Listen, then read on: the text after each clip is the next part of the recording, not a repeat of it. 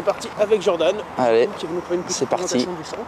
Ouais, bah là on va rentrer dans le... Enfin, on se dirige vers le centre là.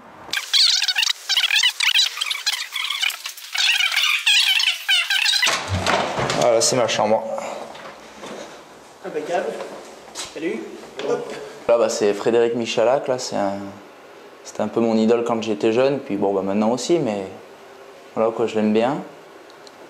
Ça, c'est un cadeau que j'ai eu pour mes 18 ans, c'est mes débuts un peu au rugby au SOV, à Voiron, avec comme entraîneur Audrey, Amandine et Geoffrey Henry. Donc voilà, c'était vraiment... là, c'est quand on a été champion des Alpes, là, donc c'était vraiment un très beau souvenir. Donc, Est-ce que j'ai le droit de regarder la dernière ou pas? ouais. Alors on passe très vite fait sur le camp d'entraînement. Voilà. Je suis convié tous les jours à regarder cette vue que j'aime bien sûr, mais par contre le matin, j'ai pas le droit de ne pas être à l'heure. J'ai commencé au rugby à l'âge de 10 ans à Voiron, au SOV. Après, j'ai joué en moins de 13 ans où on a été champion d'Isère et champion des Alpes, enfin double champion des Alpes même en moins de 13 ans. Et après, je suis parti en moins de 15 ans, deuxième année à Grenoble. C'est David Niquez qui m'a appelé et qui m'a dit de venir à Grenoble. Donc, j'ai réfléchi quand même au début parce que c'était pas facile de quitter Voiron, quitter tous les potes. C'est sûr que c'est le jour où j'allais leur dire que je quittais Voiron pour aller jouer à Grenoble, ça allait être un peu dur et je pense qu'au fond ils allaient m'en vouloir un peu. Donc voilà, c'était pas facile. Quand j'étais à Voiron, je venais voir déjà l'équipe première avec mon père, parce que mon père il a fait du rugby, enfin même mon grand-père aussi, on fait du rugby. Et ils sont venus voir, ils venaient voir le FCG avant que j'y aille. Donc. J'étais surclassé en espoir, du coup j'ai pas fait toute l'année en Réchelle. Quand est arrivé les phases finales, on était beaucoup de surclassés en espoir, donc on est pas mal à être redescendu en Réchelle. On a joué en demi-finale contre Perpignan, c'était un match très dur contre Perpignan, on s'en rappelle encore. Puis après la finale, voilà quoi, contre le Loup à Romans, au stade de Guillermoz. Donc voilà, c'était vraiment tout simplement un magnifique souvenir, on s'en rappelle encore. Et jusqu'à aujourd'hui, c'est vraiment mon plus fort moment, mon plus beau moment de passer au rugby, quoi. Après ce titre de Réchelle, on a eu un peu une semaine de repos. Et puis on a enchaîné direct la prépa physique cet été avec les pros. Et puis tout d'abord les matchs de préparation. Donc c'est sûr que ça faisait un peu bizarre, mais bon, ça s'est plutôt bien passé. Après il y a eu le premier match contre le Stade Français où j'ai pas été pris dans le groupe. Et après le deuxième match j'étais à Castres et du coup j'ai été titulaire contre Castres pour mon premier match de top 14 avec les pros. C'était une semaine où j'ai travaillé 2 fois plus que les semaines ordinaires, j'ai envie de dire. Parce que ouais, c'est vrai que j'avais un peu de pression, j'étais un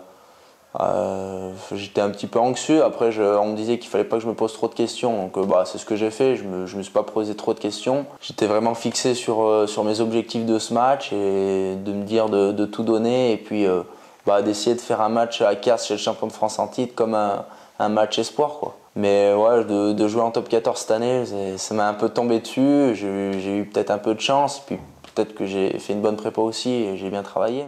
Ce qui m'a marqué surtout, c'est sur le plan physique. Après, c'est pas les mêmes gabarits qu'en espoir. Les impacts, c'est un peu plus rude et voilà quoi. Donc c'est sûr qu'il faut se préparer à plaquer ou à être en contact avec de très hauts gabarits, mais après il faut s'habituer et puis voilà. En espoir, c'était plus James qui butait, même si j'ai buté quelques matchs la saison précédente en espoir, mais par contre en Réchelle, ouais, c'est moi qui butais. Ouais. Je m'entraîne toutes les semaines le jeudi avec Claude Mignasabal qui entraîne les pros au jeu au pied. Donc après, c'est sûr que ça fait toujours plaisir d'être entraîné par Claude Mignasabal parce que ça a été une pointure au niveau rugby et surtout dans le jeu au pied. Donc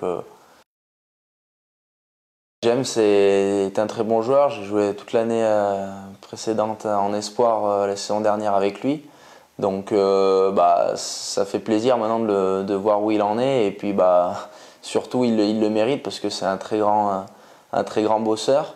Après c'est vrai qu'il a fait un match au Racing qui a été de très haut niveau, quoi. Il a vraiment bien distribué le jeu.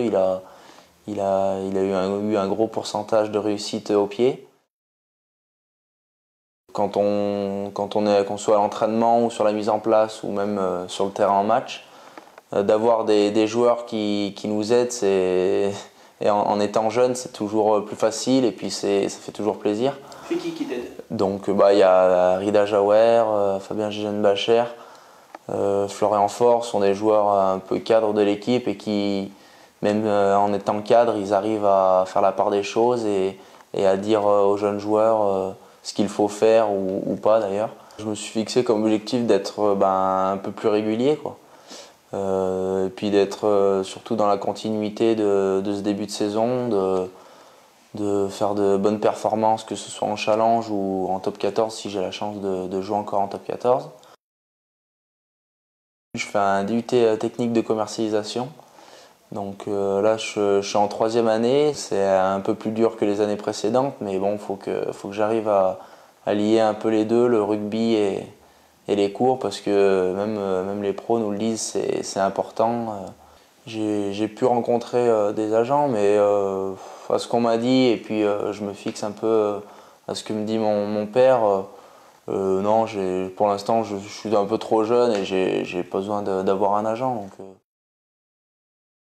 pour l'instant, c'est un rêve. Après, quand je les regarde, c'est sûr que voilà, quoi. Je pense que je le dis, mais on a tous envie de jouer un jour en équipe de France. Mais bon, pour l'instant, c'est qu'un rêve et il faut travailler.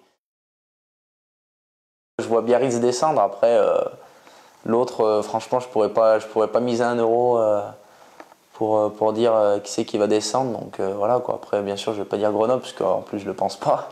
Ça risque quand même d'être dur cette année, d'être dans les 6 quand même, avec quand on voit devant les équipes qu'il y a, que ce soit Toulon, Clermont, Toulouse. C'est sûr que c'est quand même de grosses équipes et voilà, quoi. Ça va pas être facile d'être dans les 6 premiers, mais bon, l'objectif cette année est quand même le maintien, donc si on arrive à se maintenir, ça sera déjà un bon objectif, quoi.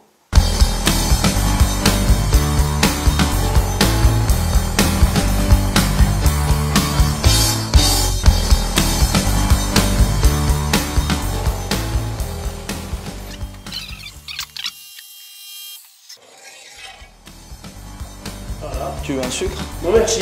Non. Voilà, le café offert par Parfait. Jordan Michel. Merci beaucoup. De rien.